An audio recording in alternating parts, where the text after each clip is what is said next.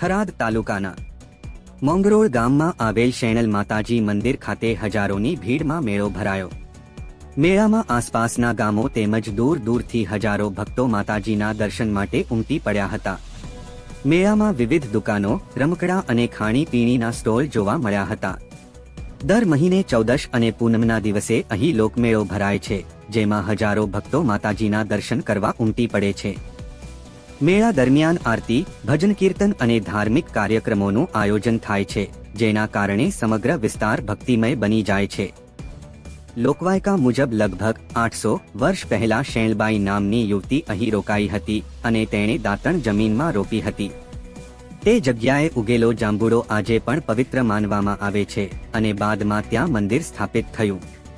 ભક્તો માતાજીને સુખડીનો પ્રસાદ ચઢાવે છે, પરંતુ માન્યતા મુજબ તે પ્રસાદ મંદિર પરિસરમાં જ લેવો પડે છે અને ઘરે લઈ જવામાં આવતો નથી। ઘણા ભક્તો પોતાની માનતા પૂરી થવા બદલ માતાજીને ચાંદીના હાથપગ અથવા આંખ ચઢાવવાની પરંપરા પણ નિભાવે છે। માંગરોળ શેણલ માતાજીનું મંદિર ધાર્મિક અને આસ્થાનું કેન્દ્ર બની ગયું છે। નરેશભાઈ ઠાકોર, સુઈગામ રિપોર્ટર।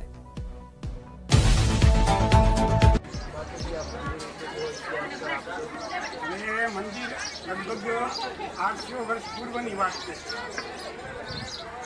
માતાજી રસ્તામાં પ્રસ્થાન કરતા કરતા અહીં વિશ્રામ કર્યો અને જે પાછળ જે ઝાડ ઉગ્યું એ ઝાડ માતાજી દાતણ કરી અને રોપ્યું એનું એ ઝાડ। જ્યાં જ્યાં પોતે વિશ્રામ કર્યા ને ત્યાં ત્યાં માતાજીના પરચા ખૂબ જ છે અને ખૂબ હાથ છે માતાજી, અને યાત્રાળુ ખૂબ આવે માતાજી।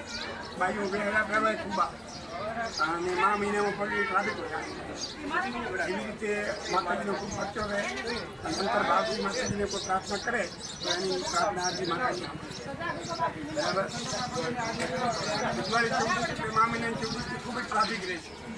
12 મહિને દર 14 ટ્રાફિક તો રહે જ છે, તો મા મહિનામાં વધારે। અને ભોજન પ્રસાદ કોઈ દાતાર હોય તો ભોજન કરી નાખે, આયોજન ધીરે ધીરે વ્યવસ્થા થાય છે સારું, અને મંદિરનું કામ પણ બાજુ ખૂબ મનતાઓ કરે માતાજીને, જે પોતપોતાની ઈચ્છાની મનતા કરે ને માતાજી બધાને પૂર્ણ કરે, બરાબર। માતાજીની જન્મભૂમિ જે સોજત નદીને કિનારે ગોરવિયાળી ગામ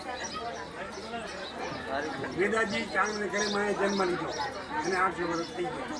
આ ચૈત્ર સુદ અષ્ટમી આ માતાજીનો જન્મદિવસ, બરાબર। માના પ્રતાપથી કાયમ છે।